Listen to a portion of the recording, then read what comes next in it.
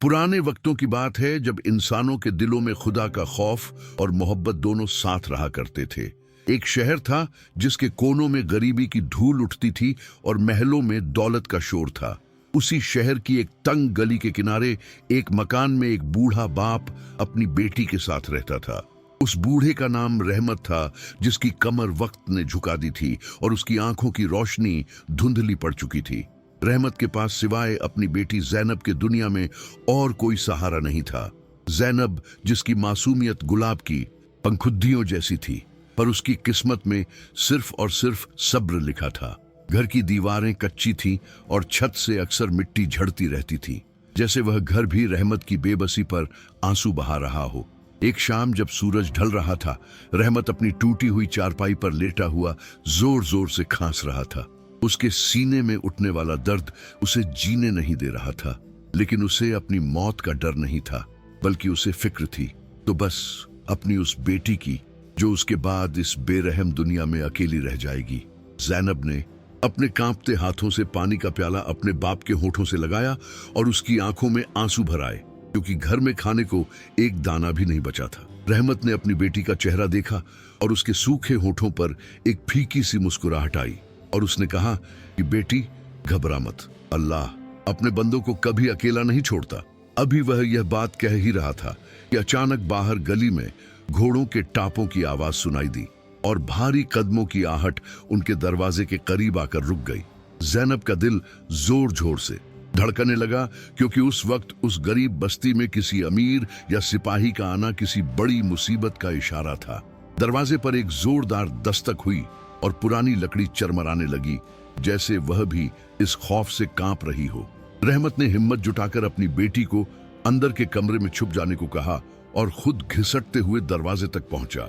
जैसे ही उसने दरवाजा खोला तो सामने शहर के काजी का सिपाही खड़ा था, जिसके हाथ में एक सरकारी फरमान था। सिपाही ने कड़कदार आवाज में कहा कि रहमत, तुमने जो कर्ज इस शहर के सबसे बड़े ताजिर से लिया था, उसकी मोहलत आज खत्म हो गई है। अगर कल सुबह तक तुमने वह रकम अदा नहीं की तो तुम्हारा यह घर कुर्क कर लिया जाएगा और तुम्हें कैद खाने की काल कोठरी में डाल दिया जाएगा।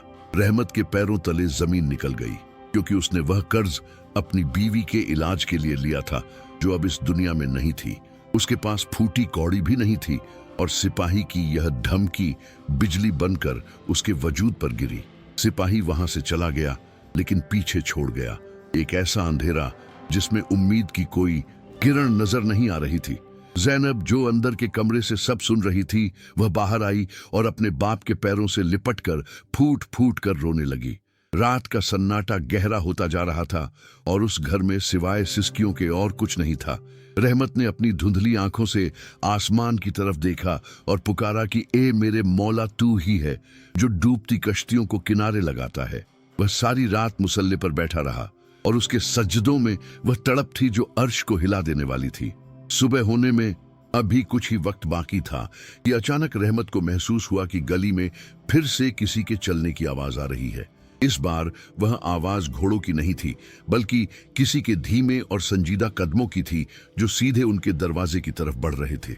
रहमत का दिल खौफ और उम्मीद के बीच झूल रहा था कि इस पहर कौन आ सकता है। उसने कांपते हाथों से कुंडी खोली तो देखा कि एक शख्स कंबल ओढ़े खड़ा है, जिसका चेहरा ढका हुआ था। उस अजनबी ने बिना कुछ कहे रहमत के हाथ में एक भारी सी थैली थमा दी और मुड़ने लगा। रहमत ने उसे रोकने की कोशिश की और पूछा कि आप कौन हैं और यह सब क्या है, लेकिन वह शख्स चुपचाप अंधेरे में गायब हो गया। जब रहमत ने उस थैली को खोला तो उसकी आंखें फटी की फटी रह गईं, क्योंकि उसमें सोने की अशर्फियां चमक रही थी। इतनी दौलत उसने अपनी पूरी जिंदगी में कभी एक साथ नहीं देखी थी। जैनब भी यह मंजर देखकर हैरान रह गई और दोनों की आंखों से शुक्र के आंसू बहने लगे। उन्हें लगा कि शायद उनकी मुसीबत टल गई है, लेकिन उन्हें यह अंदाजा नहीं था कि यह तो बस उस इम्तिहान की शुरुआत है जो अल्लाह की तरफ से उनके सब्र को आजमाने के लिए भेजा गया था। जैसे ही सुबह की पहली किरण फूटी और रहमत उस ताजिर का कर्ज चुकाने के लिए घर से निकला, तो उसे रास्ते में शहर के कुछ लोग इकट्ठा दिखे, जो किसी बड़ी अनहोनी की बातें कर रहे थे। पता चला कि रात को बादशाह के महल में बड़ी चोरी हुई है और चोर सोने की अशर्फियां लेकर फरार हो गया है। रहमत के हाथ कांपने लगे और उसका दिल डूबने लगा, क्योंकि उसके हाथ में भी वही सोने की अशर्फियां थीं जो उस अजनबी ने दी थी। वह डर के मारे वापस अपने घर की तरफ भागने लगा, क्योंकि उसे लगा कि कहीं वह अजनबी कोई चोर तो नहीं था जिसने उसे मुसीबत में फंसा दिया। वह जैसे ही अपनी गली के मोड़ पर पहुंचा तो उसने देखा कि सिपाही पहले से ही उसके घर के बाहर खड़े हैं और पूरा मोहल्ला तमाशा देख रहा है। जैनब घर के दरवाजे पर बेबस खड़ी रो रही थी और सिपाही घर की तलाशी ले रहे थे। रहमत ने भागकर अपनी बेटी को गले लगाया, लेकिन सिपाहियों ने उसे धक्का देकर गिरा दिया और उसके हाथ से वह थैली छीन ली। जैसे ही थैली खुली और सोने की अशर्फियां जमीन पर गिरी तो सिपाहियों की आंखों में लालच और हैरानी एक साथ उतर आई। सिपाही चिल्लाया कि यही वह अशर्फियां हैं जो शाही खजाने से चोरी हुई हैं और इस बूढ़े ने इन्हें चुराया है। रहमत चीख चीख कर कहता रहा कि वह बेगुनाह है और उसे यह किसी अजनबी ने दी है, लेकिन उसकी बात सुनने वाला कोई नहीं था। उसे जंजीरों में जकड़ लिया गया और जैनब को अकेला उसी टूटे हुए घर में छोड़ दिया गया। सारा शहर थू थू करने लगा कि देखो, यह गरीब बूढ़ा तो बड़ा नेक बनता था, लेकिन निकला एक चोर। जेल की उस काल कोठरी में रहमत अकेला बैठा अपनी किस्मत पर रो रहा था और उसे रह रह कर अपनी बेटी का ख्याल आ रहा था, जो अब इस जालिम दुनिया के रहमोकरम पर थी। उसे समझ नहीं आ रहा था कि अल्लाह ने उसकी मदद भेजी थी या यह कोई आजमाइश थी जो उसे और भी गहरी खाई में गिरा गई। जेल की दीवारें ठंडी और सीलन भरी थीं और वहां की बदबू इंसान का दम घोंट देती थी। कई दिन गुजर गए और रहमत की हालत खराब होती चली गई, लेकिन उसने अपना यकीन नहीं खोया और हर वक्त यही कहता रहा कि मेरा खुदा मुझे तन्हा नहीं छोड़ेगा। उधर जैनब दाने दाने को तरस गई और मोहल्ले वालों ने भी उससे मुंह मोड़ लिया था, जैसे वह किसी गुनहगार की बेटी हो। एक दिन जैनब को पता चला कि उसके बाप को अगले रोज सरेआम चौराहे पर फांसी दी जाने वाली है, क्योंकि शाही चोरी की सजा सिर्फ मौत थी। यह खबर सुनते ही जैनब के पैरों के नीचे से जैसे जमीन खिसक गई और वह बदहवास होकर महल की तरफ भागी ताकि बादशाह से रहम की भीख मांग सके। लेकिन महल के पहरेदारों ने उसे धक्के देकर बाहर निकाल दिया और उसका मजाक उड़ाया। वह थक हार कर एक पुरानी मस्जिद के कोने में बैठ गई और रोने लगी। रात का आखिरी पहर था जब जैनब को मस्जिद के सहन में वही अजनबी नजर आया जिसने उसके बाप को वह अशर्फियां दी थीं। उसकी रूह कांप गई और वह दौड़कर उस शख्स के पास पहुंची और उसका दामन पकड़ लिया। उसने रोते हुए कहा कि आपने मेरे बाप को क्यों फंसाया? आप कौन हैं और आपने हमारे साथ ऐसा क्यों किया?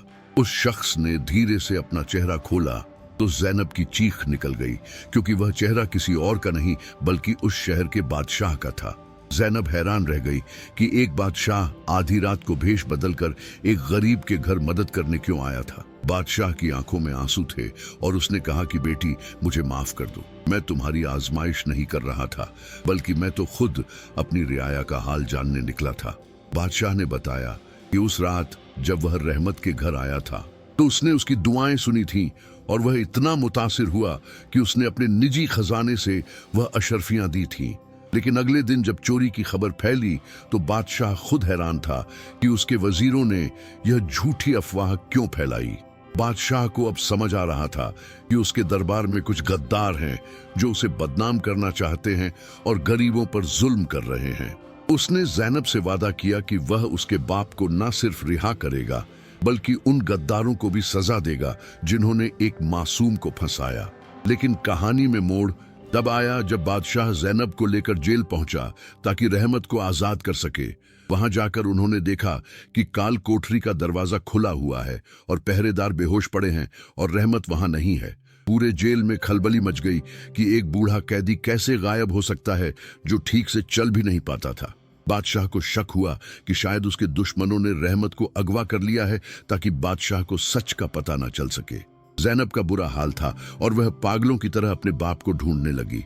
तभी शहर के सबसे ऊंचे मीनार से एक आवाज गूंजी जो सबको अपनी तरफ खींचने लगी।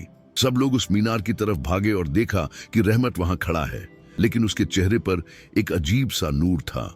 वह डरा हुआ नहीं था, बल्कि ऐसा लग रहा था जैसे वह किसी गहरी हकीकत से वाकिफ हो गया हो। उसने नीचे खड़े मजमे से कहा कि लोगों, आज मैंने वह देख लिया जो आंखों से नजर नहीं आता और वह सुन लिया जो कान नहीं सुन सकते।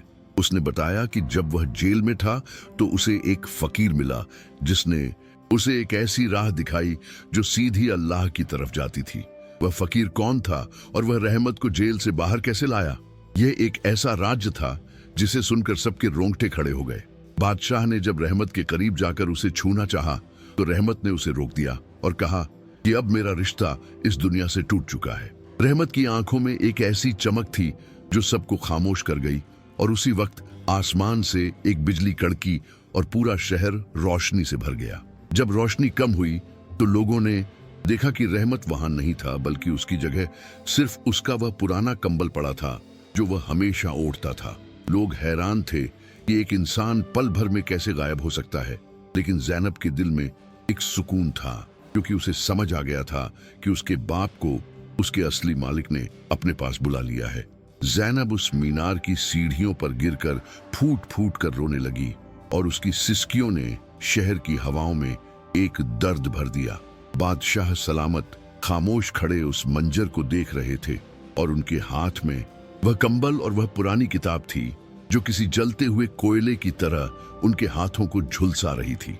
जैसे ही बादशाह ने उस किताब का पहला पन्ना पलटा, उनकी पेशानी पर पसीने की बूंदें चमकने लगी क्योंकि सबसे ऊपर उनके अपने सगे भाई का नाम लिखा था। ज़ैनब ने अपनी धुंधली आंखों से बादशाह की तरफ देखा और लरजती हुई आवाज में कहा कि क्या मेरे बाप की बेगुनाही का सबूत मिल गया है या अभी और आजमाइशें बाकी हैं? बादशाह ने किताब को फौरन अपने लिबासों में छुपा लिया क्योंकि वह नहीं चाहते थे कि भरे मजमे में सल्तनत की बदनामी का तमाशा बने। उन्होंने सिपाहियों को हुक्म दिया कि ज़ैनब को पूरे एहतराम के साथ महल ले जाया जाए और रहमत के घर की हिफाजत की जाए। ज़ैनब जब उस शाही पालकी में बैठी तो उसे अपना वह छोटा सा टूटा हुआ घर याद आने लगा जहां उसका बाप उसकी राह देखता था। उसे वह गलियां याद आने लगी जहां वह बचपन में खेलती थी और आज उन्हीं गलियों के लोग उसे हसरत और खौफ की नजर से देख रहे थे। महल की ऊंची दीवारें उसे डराने लगी थीं क्योंकि वह जानती थी कि इन संगमरमर के पत्थरों के पीछे कई सियाराज दफन हैं। जैसे ही रात का अंधेरा गहरा हुआ, बादशाह ने ज़ैनब को अपने खुफिया कमरे में बुलाया जहां सिर्फ चिरागों की मध्यम रोशनी थी। बादशाह ने वह किताब मेज पर रखी और ज़ैनब से कहा कि बेटी, तुम्हारे बाप को इस दुनिया से ले जाने वाला कोई आम इंसान नहीं था। रहमत को उस फकीर ने इसलिए चुना था क्योंकि वह इस शहर का सबसे पाक साफ इंसान था और खुदा को उसकी सिसकियां पसंद आ गई थीं। उस किताब के पन्नों पर उन वजीरों और ताजिरों के दस्तखत थे जो रात के अंधेरे में गरीबों का गला घोंटते थे और दिन में शरीफ बनते थे। ज़ैनब ने कांपते हाथों से उस किताब को छुआ तो उसे महसूस हुआ कि पन्ने किसी कागज के नहीं बल्कि पुराने चमड़े के बने थे जिनसे अजीब सी खुशबू आ रही थी। अचानक कमरे की खिड़की जोर से खुली और एक ठंडी हवा का झोंका चिरागों को बुझा गया। अंधेरे में ज़ैनब को फिर वही साया नजर आया जो मीनार पर दिखा था और उसके कान में एक आवाज गूंजी कि हक की राह में अपनों को खोना पड़ता है। ज़ैनब घबराकर पीछे हटी और चिल्लाई कि आप कौन हैं और सामने क्यों नहीं आते? वह साया पल भर में गायब हो गया और जब दोबारा चिराग जलाए गए तो बादशाह के हाथ से वह किताब गायब थी।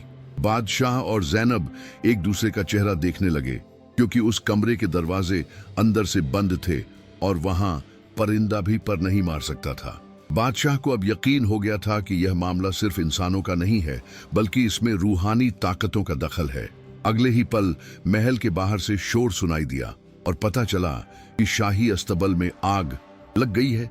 चारों तरफ अफरा तफरी मच गई और बादशाह फौरन बाहर की तरफ भागे, लेकिन ज़ैनब को उसी कमरे में रहने की ताकीद की। ज़ैनब अकेली उस अंधेरे कमरे में बैठी अपने बाप को याद कर रही थी कि तभी दीवार के पीछे से एक गुप्त रास्ता खुला। वहां से एक बूढ़ी औरत निकली जिसकी कमर झुकी हुई थी और उसकी आंखें सफेद थीं जैसे वह अंधी हो। उसने ज़ैनब का हाथ पकड़ा और कहा कि अगर अपने बाप का असली सच जानना चाहती हो तो मेरे पीछे आओ। ज़ैनब के दिल में डर था लेकिन बाप की मोहब्बत ने उसे निडर बना दिया और वह उस अंधेरी सुरंग में उतर गई। सुरंग में चलते हुए उसे अजीब सी आवाजें सुनाई दे रही थी जैसे कोई जंजीरों में जकड़ा हुआ तड़प रहा हो। वह औरत उसे एक ऐसे तहखाने में ले गई जहां हजारों चिराग जल रहे थे और बीच में एक बड़ी सी कब्र थी जिस पर कोई नाम नहीं लिखा था। उस अंधी औरत ने कहा कि यह वह जगह है जहां इस सल्तनत के असल मालिक दफन है और यहीं तुम्हारे बाप का आखिरी राज छुपा है। जैनब ने जैसे ही उस कब्र की मिट्टी को छुआ, उसे अपने बाप की खुशबू आने लगी और उसके दिल ने गवाही दी कि उसका बाप मरा नहीं है। अचानक वह अंधी औरत जोर जोर से हंसने लगी और उसका चेहरा बदलने लगा और वह एक खौफनाक सिपाही के रूप में तब्दील हो गई। जैनब समझ गई कि वह जाल में फंस चुकी है और वह सिपाही कोई और नहीं बल्कि बादशाह का वही भाई था जिसका नाम किताब में सबसे ऊपर था। उसने अपनी तलवार निकाली और जैनब की गर्दन पर रख दी और कहा कि वो किताब कहाँ है, वरना तेरा हश्र भी तेरे बाप जैसा होगा। जैनब ने हिम्मत जुटाई और कहा कि मेरा बाप खुदा के पास है और अल्लाह अपने बंदों को कभी अकेला नहीं छोड़ता। सिपाही ने जैसे ही तलवार चलाने के लिए हाथ उठाया, तभी तहखाने की छत फटने लगी और ऊपर से मिट्टी का एक ढेर उस सिपाही पर गिर पड़ा। जैनब ने देखा कि वह फकीर फिर से वहां खड़ा था और उसके हाथ में वही सोने की अशर्फियों वाली थैली थी। फकीर ने जैनब की तरफ हाथ बढ़ाया और कहा कि सब्र का फल मीठा होता है, लेकिन इंतकाम की आग बहुत गहरी होती है। उसने जैनब को एक ऐसी बात बताई जिसे सुनकर जैनब के पैरों तले जमीन निकल गई कि रहमत असल में उसका सगा बाप था ही नहीं। ये सुनकर जैनब का दिमाग घूमने लगा और उसे लगने लगा कि उसकी पूरी जिंदगी एक झूठ पर टिकी हुई थी। फकीर ने कहा कि अगर असलियत जाननी है तो तुम्हें उस पुराने कब्रिस्तान जाना होगा जहां आधी रात को मुर्दे बातें करते हैं। जैनब उस तहखाने से भागती हुई बाहर निकली और सीधे उस कब्रिस्तान की तरफ दौड़ने लगी जो शहर के बाहर वीराने में था। रात के इस पहर कब्रिस्तान में सन्नाटा ऐसा था कि अपनी धड़कनें भी सुनाई दे रही थी। वह जैसे ही रहमत की पुरानी कब्र के पास पहुंची जो खाली पड़ी थी, उसने देखा कि वहां एक चिराग जल रहा है और उसके पास एक बूढ़ा शख्स बैठा कुछ लिख रहा है। जैनब ने जब करीब जाकर देखा तो वह दंग रह गई, क्योंकि वह शख्स हूबहू रहमत जैसा दिख रहा था, लेकिन उसके बाल बर्फ की तरह सफेद थे। उसने जैनब को देखकर मुस्कुराया और कहा कि बेटी, मैं तेरा इंतजार कर रहा था, क्योंकि आज वह रात है जब किस्मत के पन्ने दोबारा लिखे जाएंगे। उसने जैनब को एक पुरानी संदूकची दी और कहा कि इसे तब खोलना जब तुम सबसे ज्यादा बेबस महसूस करो।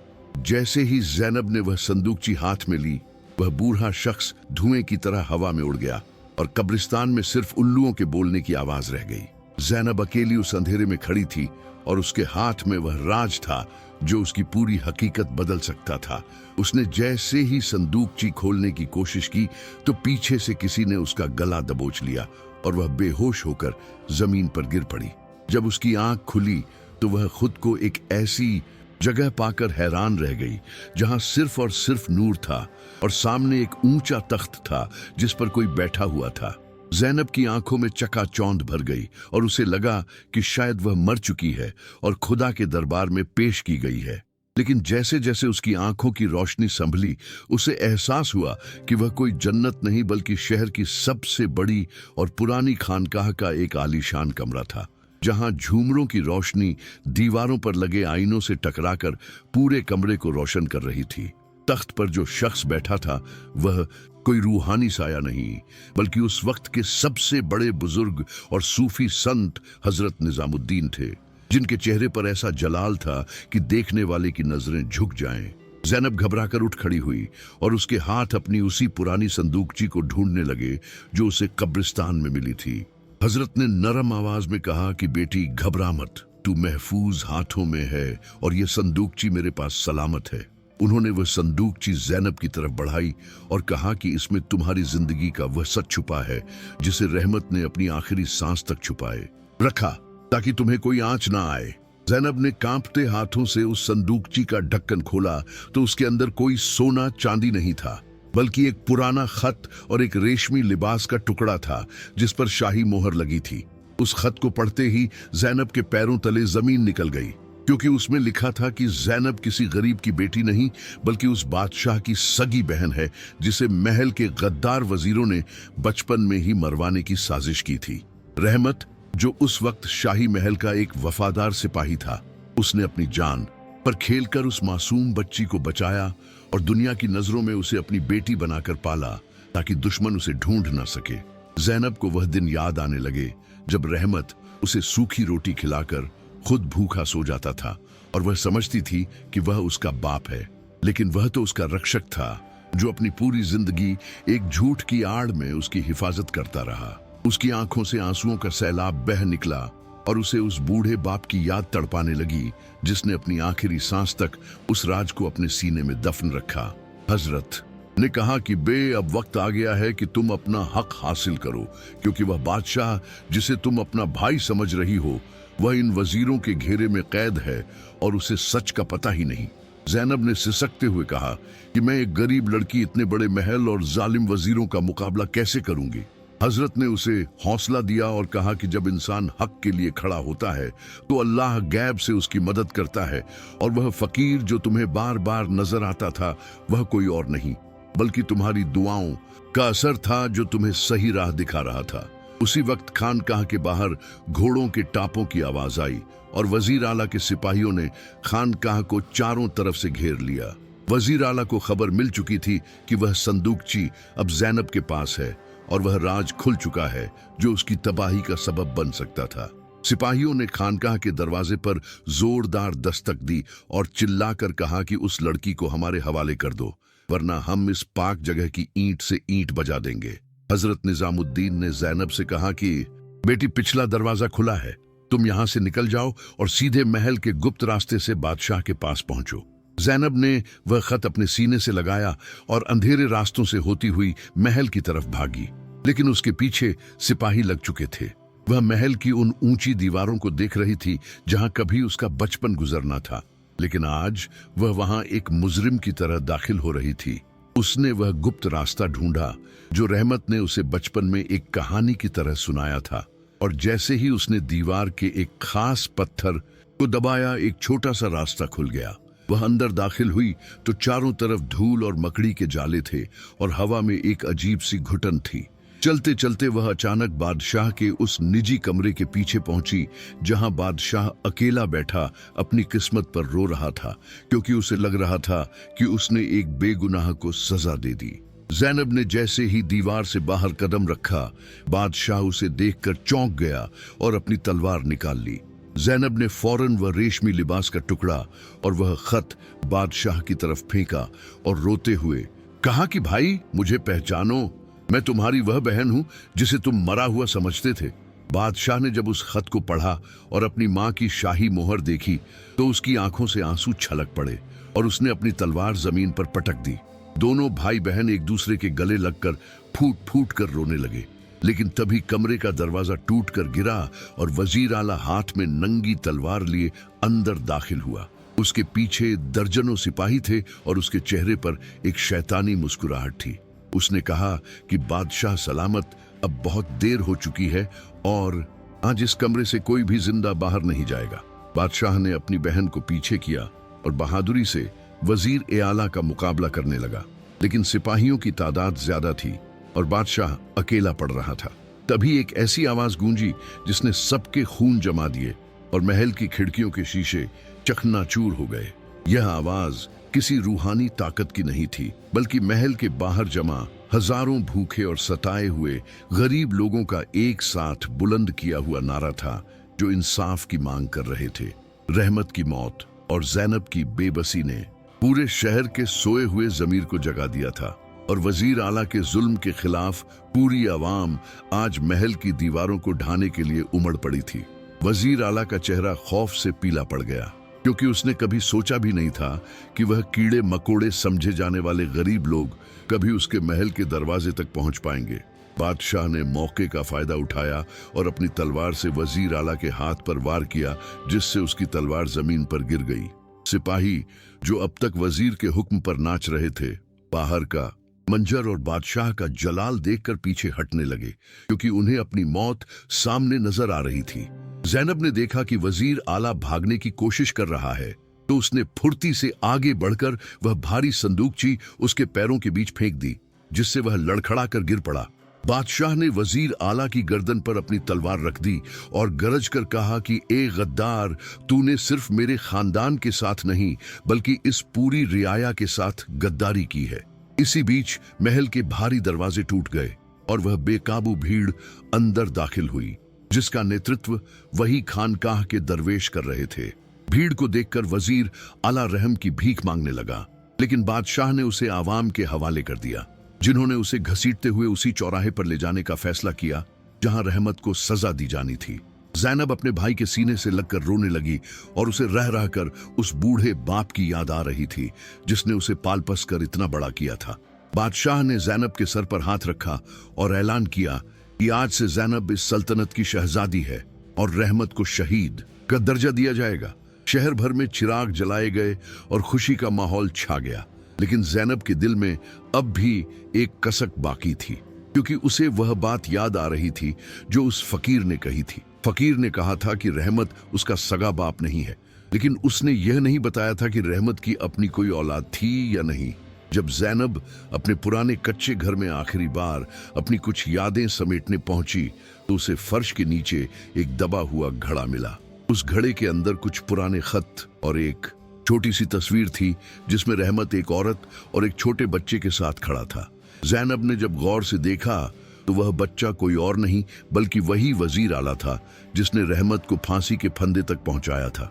ज़ैनब के हाथों से वह तस्वीर गिर गई और उसका सर घूमने लगा, क्योंकि यह सच बर्दाश्त से बाहर था।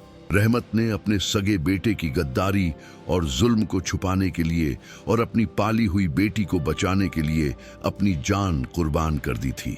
वह गद्दार वजीर कोई और नहीं बल्कि रहमत का अपना खून था, जो दौलत की हवस में अंधा होकर अपने ही बाप को पहचानने से इनकार कर चुका था। ज़ैनब को अब समझ आया कि रहमत की आंखों में वह दर्द क्यों था जब भी वह वजीर का नाम सुनता था। वह अपने बेटे की गुनाहों का बोझ अपने कंधों पर उठाए फिर रहा था और उसकी खामोशी के पीछे एक बाप की ममता और बेबसी छुपी थी। ज़ैनब भागती हुई उस कैदखाने की तरफ पहुंची जहां वजीर आला को मौत की सजा मिलने से पहले रखा गया था। वजीर आला जंजीरों में जकड़ा हुआ था और उसके चेहरे पर अब भी वह घमंड था जो उसे ले डूबा था। ज़ैनब ने वह तस्वीर उसकी आंखों के सामने कर दी और रोते हुए पूछा कि क्या तूने एक बार भी उस बूढ़े शख्स के चेहरे को नहीं पहचाना जिसने तुझे पालकर बड़ा किया था। वजीर आला ने जैसे ही वह तस्वीर देखी, उसकी आंखों की पुतलियां जम गईं और उसके हाथ कांपने लगे। उसे वह बचपन की धुंधली यादें आने लगी जब रहमत उसे अपने कंधों पर बिठाकर इसी शहर की गलियों में घुमाया करता था। वजीर आला की चीख निकल गई और वह जमीन पर गिरकर तड़ापने लगा, क्योंकि उसे एहसास हो गया था कि उसने जिस शख्स को मौत के घाट उतारा वह उसका अपना बाप था। ज़ैनब वहां से मुड़ी ही थी कि तभी उसे खबर मिली कि बादशाह सलामत की तबीयत अचानक बिगड़ गई है और हकीमों ने हाथ खड़े कर दिए हैं। महल में फिर से मातम की लहर दौड़ गई और ज़ैनब को लगा कि खुशियां शायद उसकी तकदीर में नहीं लिखी हैं। वह नंगे पैर शाही गलियारों में दौड़ती हुई बादशाह के कमरे तक पहुंची, जहां हकीमों खां का हुजूम लगा था और हवा में कड़वी दवाइयों की महक फैली हुई थी। बादशाह का चेहरा हल्दी की तरह पीला पड़ चुका था और उनके होंठ नीले पड़ रहे थे, जिससे साफ जाहिर था कि उन्हें कोई बहुत ही गहरा जहर दिया गया है। ज़ैनब ने रोते हुए बादशाह का हाथ थाम लिया और हकीमों की तरफ देखकर चिल्लाई कि मेरे भाई को क्या हुआ है? तुम सब खामोश क्यों खड़े हो? एक बूढ़े हकीम ने अपनी गर्दन झुका ली और धीमी आवाज में कहा कि शहजादी बादशाह सलामत को बहुत जहर दिया गया है, जिसका तो डेच इस पूरी सल्तनत में किसी के पास नहीं है और यह काम किसी करीबी का ही हो सकता है। ज़ैनब का दिल डूबने लगा और उसे वजीर आला का वह आखिरी जुमला याद आया जब उसने कहा था कि इस कमरे से कोई जिंदा बाहर नहीं जाएगा। उसे समझ आ गया कि वज़र ने पकड़े जाने से पहले ही बादशाह के पीने के पानी में या उनके लिबास में जहर का बंदोबस्त कर दिया था। ज़ैनब ने आसमान की तरफ हाथ उठाए और गिड़गिड़ाकर अपने रब को पुकारने लगी, क्योंकि उसे पता था कि अब सिर्फ वही एक जात है जो डूबती नाव को पार लगा सकती है। तभी उसे उस पुरानी संदूकची की याद आई जो रहमत ने उसे दी थी और जिसमें अभी भी एक छोटा सा खाना बंद था जिसे उसने अब तक नहीं खोला था। उसने पागलों की तरह उस संदूकची को खोला तो उसके अंदर एक छोटी सी मिट्टी की डिबिया मिली, जिस पर रहमत के हाथ की लिखावट में लिखा था कि यह खाक उस मुकाम की है जहां दुआ कभी मुस्तरद नहीं होती। जैनब ने बिना एक पल गंवाए वह खाक पानी में मिलाई और अपने भाई के हलक में उतार दी और खुद मुसल्ले पर गिरकर सजदे में पड़ गई। कमरे में मौजूद हर शख्स की सांसें थमी हुई थी और वक्त जैसे ठहर सा गया था। करीब 1 घंटे के बाद शाह के जिस्म में एक थरथराहट हुई और उन्होंने एक ठंडी आह भरी। हकीमों ने जब नब्ज टटोली तो उनकी आंखें हैरानी से फैल गई, क्योंकि बादशाह का जहर तेजी से उतर रहा था और उनकी रगों में फिर से जिंदगी की लहर दौड़ रही थी। जैनब ने जैसे ही अपने भाई को आंखें खोलते देखा, वह उनके सीने से लग गई और उसकी आंखों से बहने वाले आंसू आज उसकी खुशी की गवाही दे रहे थे। बादशाह ने होश में आते ही सबसे पहला हुक्म यह दिया कि उस वजीर आला को मेरे सामने पेश किया जाए जिसने मेरे बाप जैसे वफादार रहमत के खून से अपने हाथ रंगे हैं। सिपाहियों ने वजीर आला को जंजीरों में जकड़कर दरबार में हाजिर किया, लेकिन उसकी हालत देखकर सबको घिन आने लगी, क्योंकि वह अपने ही किए पर शर्मिंदा होने के बजाय पागलों की तरह हंस रहा था। उसने चिल्लाकर कहा कि तुम मुझे मार भी दोगे तो क्या होगा? मैंने तो उस रहमत को मार दिया जिसने मुझे पालकर गुनहगार बनाया था। जैनब आगे बढ़ी और उसने वजीर आला के मुंह पर एक जोरदार तमाचा मारा और कहा कि रहमत ने तुझे गुनहगार नहीं बनाया था, बल्कि उसने तो तुझे अपनी औलाद समझकर वह सब कुछ दिया जो वह एक गरीब होकर दे सकता था। वजीर आला की हंसी अचानक रुक गई और उसने जैनब की आंखों में वह नफरत देखी जो किसी भी हथियार से ज्यादा तेज थी। बादशाह ने फैसला सुनाया कि वजीर आला को ताउम्र उसी काल कोठरी में रखा जाए जहां उसने बेगुनाह लोगों को तड़पाया था, और उसे हर रोज रहमत की वह तस्वीर दिखाई जाए ताकि उसे अपनी गद्दारी का एहसास होता रहे। जैसे ही वजीर को ले जाया गया, महल के बाहर फिर से वही फकीर नजर आया जो अब तक गायब था। जैनब ने उसे खिड़की से देखा और भागकर उसके पास पहुंची, लेकिन इस बार वह फकीर कोई अजनबी नहीं लग रहा था। उसने जैनब के सर पर हाथ रखा और कहा कि बेटी, अल्लाह ने तुझे तेरा हक दिला दिया है, लेकिन याद रखना कि यह कुर्सी और यह दौलत सब एक आजमाइश है। फकीर ने जैनब को एक पुरानी चाबी थमाई और कहा कि यह उस गुप्त तहखाने की चाबी है जहां तुम्हारे खानदान का सबसे बड़ा खजाना छुपा है। जैनब ने पूछा कि खजाना तो बादशाह के पास है, फिर यह कौन सा खजाना है? फकीर ने मुस्कुराकर कहा कि वह खजाना सोने चांदी का नहीं, बल्कि उन एहसानों का है जो रहमत ने इस सल्तनत पर किए थे। जैनब जब उस तहखाने में पहुंची तो वहां उसे कुछ ऐसी चीजें मिली जिन्हें देखकर उसकी रूह कांप गई और उसे एहसास हुआ कि रहमत का असल मकसद क्या था। वहां दीवारों पर शहर के हर गरीब का नाम और उनकी जरूरतों की फहरिस्त लिखी थी, जिसे रहमत चुपके से पूरी किया करता था। जैनब को अब समझ आया कि उसका बाप, जिसे वह गरीब समझती थी, वह असल में इस शहर का सबसे अमीर इंसान था, क्योंकि उसके पास दुआओं का जखीरा था। उसने तय किया कि वह अब महल के ऐशो आराम में नहीं जिएगी, बल्कि अपने बाप के उस मिशन को आगे बढ़ाएगी। लेकिन जैसे ही उसने उस तहखाने का आखिरी संदूक खोला, उसे एक ऐसा खत मिला जिसने फिर से उसके होश उड़ा दिए, क्योंकि उसमें लिखा था कि बादशाह सलामत का असली कातिल अभी भी महल के अंदर ही मौजूद है। जैनब का दम घुटने लगा, क्योंकि उसे समझ नहीं आ रहा था कि वजीर आला के जाने के बाद अब वह कौन सा गद्दार है जो साये की तरह उनके साथ रह रहा है। उसने पीछे मुड़कर देखा तो वहां एक साया खड़ा था जिसकी तलवार की चमक ने जैनब की आंखों को अंधिया दिया। जैनब का दिल हलक में आ गया और उसे लगा कि मौत उसके सिर पर खड़ी है, पर जैसे ही उसकी आंखों ने उस साये को गौर से देखा तो वह दंग रह गई, क्योंकि वह कोई अजनबी नहीं बल्कि वही बूढ़ा हकीम था जिसने बादशाह का इलाज किया था। हकीम के हाथ में वही नंगी तलवार थी और उसके चेहरे की वह शराफत अब एक दरिंदे जैसी मुस्कुराहट में बदल चुकी थी। उसने जैनब की तरफ कदम बढ़ाते हुए कहा कि शहजादी, तुमने उस संदूक को खोलकर अपनी मौत को दावत दे दी है, क्योंकि इस राज को जानने वाला अब तक कोई जिंदा नहीं बचा। जैनब ने पीछे हटते हुए दीवार का सहारा लिया और उसकी आवाज कांपने लगी कि तुम तो एक हमदर्द हकीम थे, फिर तुमने मेरे भाई को जहर क्यों दिया और अब मुझे क्यों मारना चाहते हो? हकीम जोर से हंसा और उसकी हंसी उस तहखाने की दीवारों से टकराकर और भी भयानक हो गई।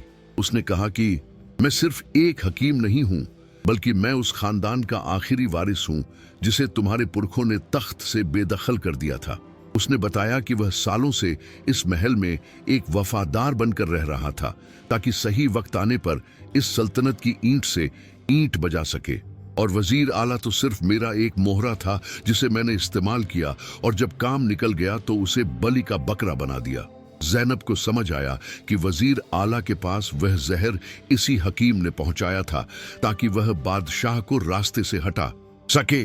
जैनब ने हिम्मत जुटाई और चिल्लाकर सिपाहियों को आवाज देने की कोशिश की, लेकिन हकीम ने उसका मुंह दबोच लिया और ठंडी तलवार उसकी गर्दन पर टिका दी।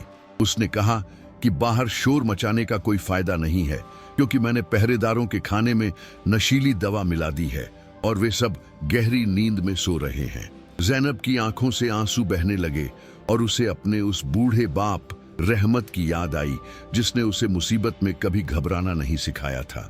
उसने अपने मन में अल्लाह को याद किया और महसूस किया कि उसके पैर के पास वही पुरानी संदूक जी पड़ी है जिसका कोना काफी नुकीला था।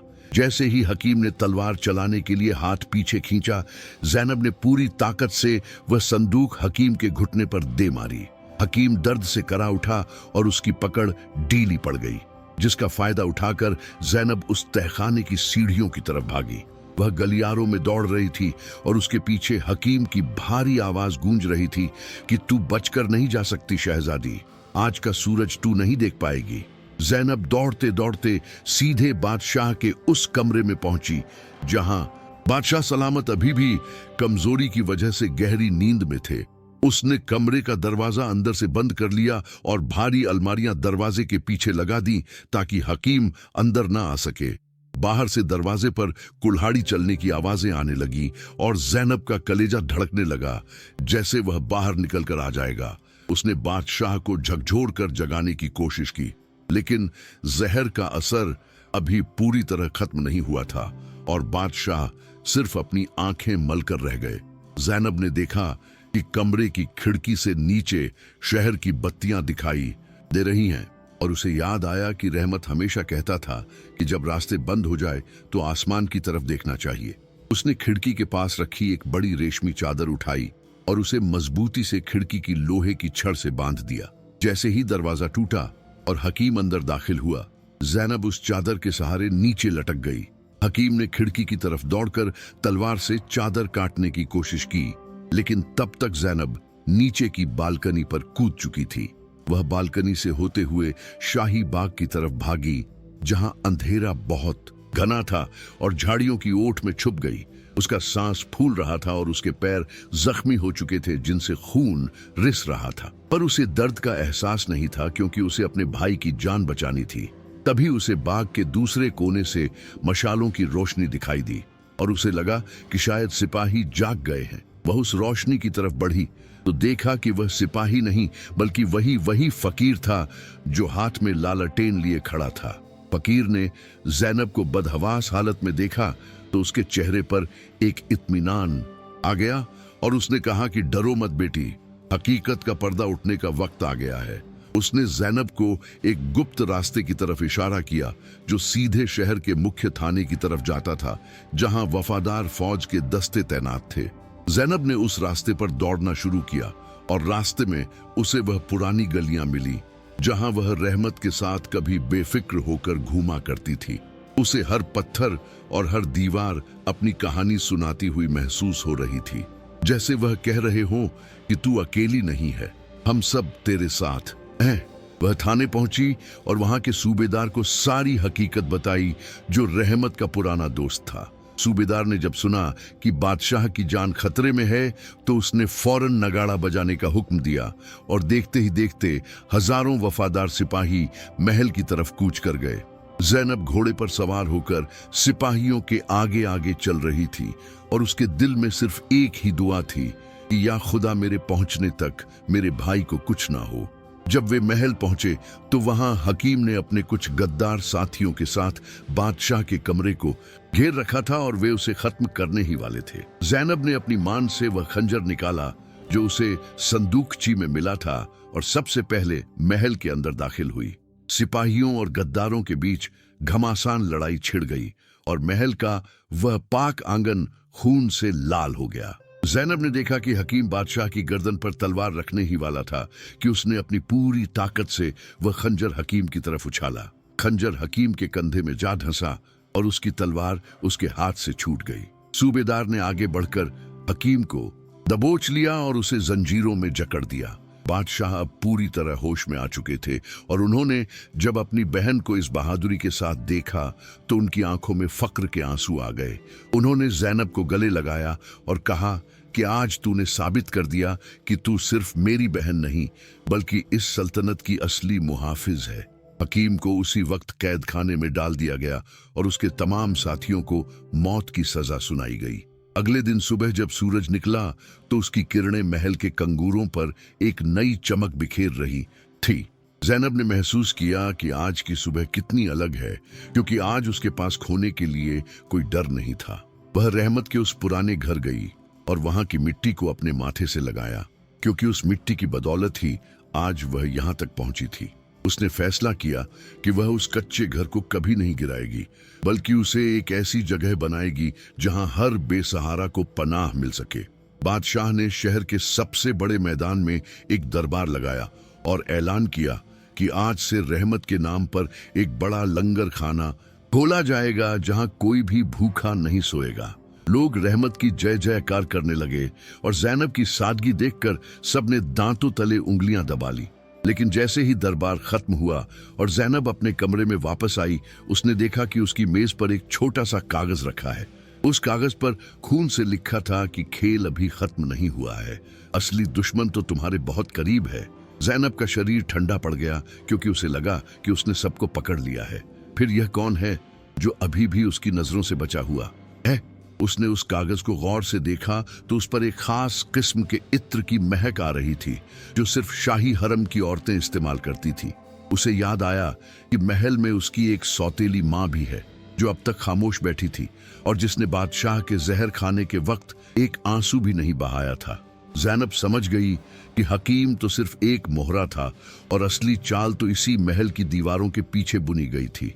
उसने फौरन बादशाह को इस बारे में बताना चाहा, लेकिन जब वह बादशाह के कमरे की तरफ बढ़ी तो उसने देखा कि बादशाह वहां नहीं थे। पहरेदारों ने बताया कि बादशाह सलामत अपनी सौतेली मां के साथ पुराने शिकारगाह की तरफ गए हैं, जहां बहुत घना जंगल है। जैनब को खतरे की बू आने लगी और उसने फौरन अपना घोड़ा तैयार करवाया ताकि वह उस शिकारगाह तक पहुंच सके। जंगल का रास्ता बहुत ही पत्थरीला और डरावना था और शाम के साए गहरे हो रहे थे। चलते चलते उसे दूर से एक चीख सुनाई दी, जो यकीनन बादशाह की थी। जैनब ने अपने घोड़े को ऐड लगाई और झाड़ियों को चीरती हुई उस जगह पहुंची जहां एक पुरानी इमारत खंडहर बनी खड़ी थी। वहां उसने जो देखा उसने उसके होश फाख्ता कर दिए, क्योंकि बादशाह एक कुएं के किनारे बंधे पड़े थे और उनकी सौतेली मां हाथ में मशाल लिए खड़ी थी। वह उस मशाल को कुएं में फेंकने वाली थी जहां बारूद के ढेर लगे हुए थे। जैनब चिल्लाई कि रुक जाओ मां, ये तुम क्या कर रही हो? ये तुम्हारा अपना बेटा जैसा है। वह औरत पागलों की तरह हंसी और बोली कि मेरा बेटा वही होगा जो इस तख्त पर बैठेगा और मेरा अपना सगा बेटा इस अंधेरी दुनिया में भटक रहा है, जबकि इसे सब कुछ मिल गया। जैनब को समझ आया कि इस औरत का अपना एक बेटा भी था जिसे सालों पहले रियासत से निकाल दिया गया था और वह उसे वापस लाने के लिए यह सब कर रही थी। जैनब ने छलांग लगाकर उस औरत का हाथ पकड़ डीएच लिया और दोनों के बीच कशमकश शुरू हो गई। मशाल जमीन पर गिर गई और बारूद तरफ आग की एक लकीर बढ़ने लगी। जैनब ने अपनी पूरी जान लगाकर बादशाह की जंजीरें खोलने की कोशिश की, जबकि आग तेजी से आगे बढ़ रही थी। बारूद के ढेरों तक पहुंचती वह आग की लकीर किसी जहरीले सांप की तरह रेंग रही थी और जैनब के हाथों के नाखून जंजीरों को खींचते खींचते लहूलुहान हो चुके थे। वह जालिम औरत दूर खड़ी अट्टहास कर रही थी और उसकी आंखों में सत्ता की हवस साफ झलक रही थी। लेकिन जैनब की जुबान पर सिर्फ एक ही कलमा था कि अल्लाह अपने बंदों को कभी अकेला नहीं छोड़ता। अचानक जैनब को जमीन पर वही नुकीली संदूकची नजर आई जो उसने भागते वक्त अपने पास रख ली थी। उसने उसे जंजीर के कुंडे में फंसाकर पूरी ताकत से झटका दिया और खुदा का करना ऐसा हुआ कि जंजीर का जोड़ तड़क कर टूट गया। आग बारूद के बिल्कुल करीब पहुंच चुकी थी कि ज़ैनब ने बादशाह को सहारा देकर कुएं के चबूतरे से नीचे की तरफ धक्का दिया और खुद भी उनके ऊपर गिर गई। अगले ही पल एक भयानक धमाका हुआ और वह पुरानी इमारत ताश के पत्तों की तरह ढह गई और आसमान में धुएं का गुब्बार छा गया। वह जालिम औरत उस धमाके की जद में आकर खुद अपने ही बिछाए जाल का शिकार हो गई और मलबे के नीचे दफन हो गई। कुछ देर तक वहां सिर्फ सन्नाटा और धूल थी, पर जब धूल छटी तो ज़ैनब ने मलबे से बाहर निकलते हुए अपने भाई का हाथ थाम रखा था। दोनों भाई बहन जख्मी थे, पर उनके चेहरों पर फतेह का नूर था, क्योंकि आज बुराई का आखिरी किला भी गिर चुका था। सुबह की पहली किरण जब जंगल के पेड़ों के बीच से छन कर आई तो दूर से घोड़ों की टापें सुनाई दी और वही पुराना फकीर शहर की वफादार फौज के साथ वहां पहुंच गया। फकीर ने ज़ैनब के सर पर हाथ रखा और कहा कि बेटी, आज तेरी आजमाइश पूरी हुई और तूने साबित कर दिया कि रहमत की परवरिश कभी नाकाम नहीं हो सकती। बादशाह ने वापस महल पहुंचकर उस फकीर को वजीर आजम का ओहदा देना चाहा, पर उस अल्लाह वाले ने मुस्कुराकर इनकार कर दिया और कहा कि मेरी मंजिल तो खिदमत एक खल्क है। बादशाह ने ज़ैनब के मशवरे पर सल्तनत के तमाम काले कानूनों को खत्म कर दिया और उस कच्चे मकान की जगह एक आलीशान मदरसा और अस्पताल बनवाया, जिसका नाम मकान रहमत रखा गया। वजीर आला को उम्र कैद की सजा हुई और वह हर रोज उसी जेल की खिड़की से उस मदरसे को देखता और अपने बाप की याद में आंसू बहाता, जिसने उसे नेक राह दिखाने की कोशिश की थी। ज़ैनब ने शहजादी होने के बावजूद अपनी सादगी नहीं छोड़ी और वह हमेशा गरीबों के बीच बैठकर उनकी मुश्किलें हल करती रही, जैसे रहमत किया करता था। पूरे शहर में अब खुशहाली थी और हर शख्स के लबों पर यही किस्सा था कि कैसे गरीब की दुआओं ने पूरी सल्तनत को तबाही से बचा लिया। बादशाह अब एक आदिल हुक्मरान बन चुके थे, जो भेष बदलकर अपनी रियाया का हाल पूछते थे, क्योंकि उन्हें पता चल गया था कि तख्त और ताज सब फानी है, असल दौलत तो नेक नामी है। रहमत की कब्र पर अब हर वक्त गुलाब महकते थे और वहां से गुजरने वाला हर मुसाफिर उस अजीम बाप के लिए दुआएं खैर करता था। ज़ैनब अक्सर उस पुरानी संदूकची को देखती जो अब खाली थी, पर उसकी यादों से भरी थी, और उसे एहसास होता कि अल्लाह ने उसे वाकई कभी अकेला नहीं छोड़ा था। यह कहानी हमें यह सिखाती है कि इंसान का असली रिश्ता खून से नहीं बल्कि एहसास और वफादारी से होता है।